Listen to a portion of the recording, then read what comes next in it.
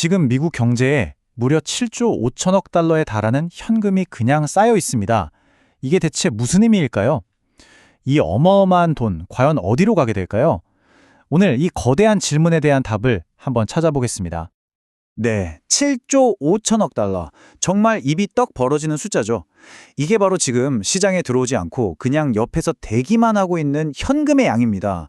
진짜 어마어마한 액수예요. 자, 그럼 이 7조 5천억 달러가 대체 어느 정도냐? 감이 잘 안 오실 텐데요. 쉽게 말해서 미국 전체 GDP, 그러니까 미국이 1년 동안 만들어내는 모든 것의 무려 4분의 1에 해당하는 돈입니다. 근데 더 중요한 건 뭐냐면요. 지금 이 현금 보유량이 과거 2001년, 2009년, 그리고 2020년, 그러니까 세 번의 큰 시장 붕괴가 있기 바로 직전 수준과 거의 똑같다는 거예요. 좀 섬뜩하죠?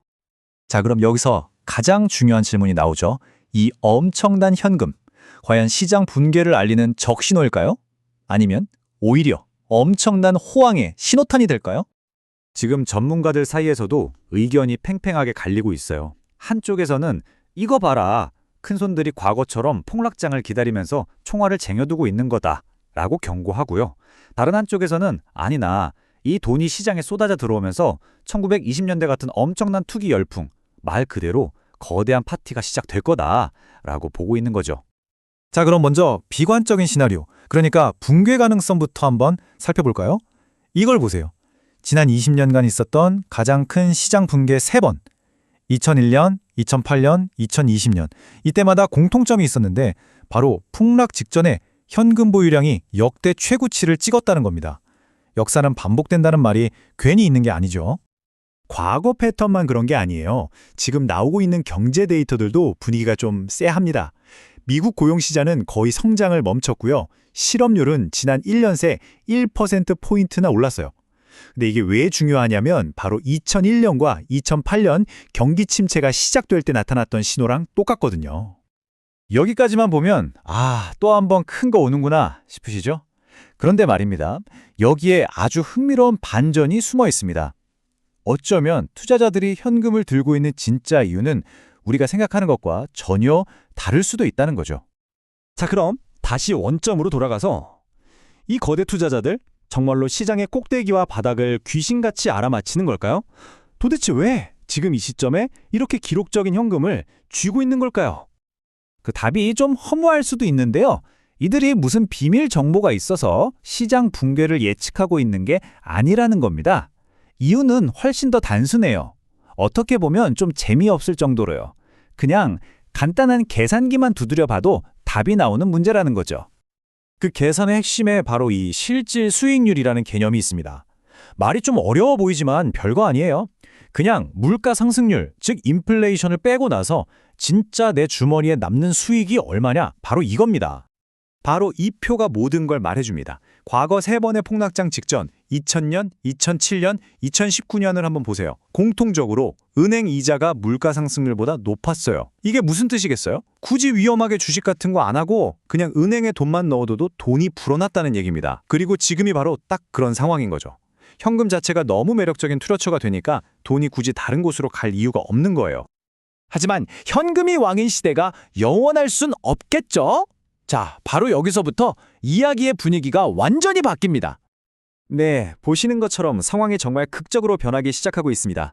지금까지의 패턴이 깨지고 거대한 돈의 흐름이 바뀔 수 있는 변곡점이 바로 눈앞에 와 있는 거죠.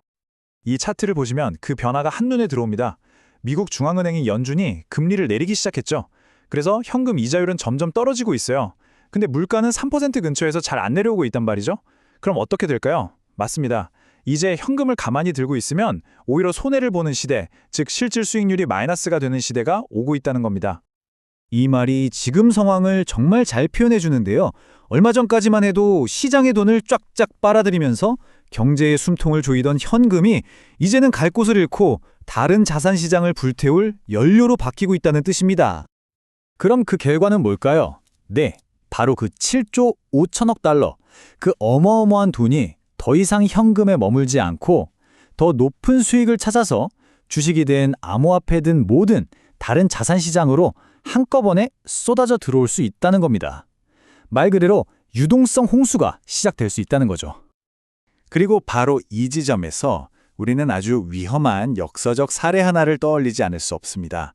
바로 1920년대, 광란의 20년대라고 불렸던 바로 그 시대입니다. 1920년대에 무슨 일이 있었는지 한번 볼까요? 당시에도 실물 경제는 비실비실했어요.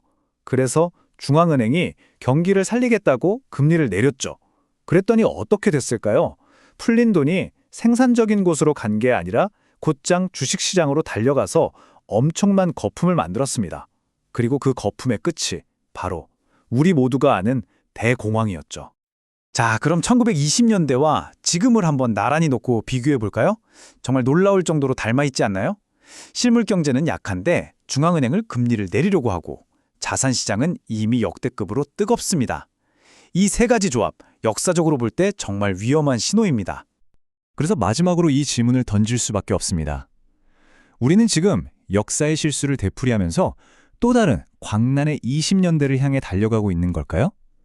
7조 5천억 달러가 만들어낼 미래, 과연 붕괴일지 아니면 거대한 거품일지 여러분은 어떻게 생각하시나요?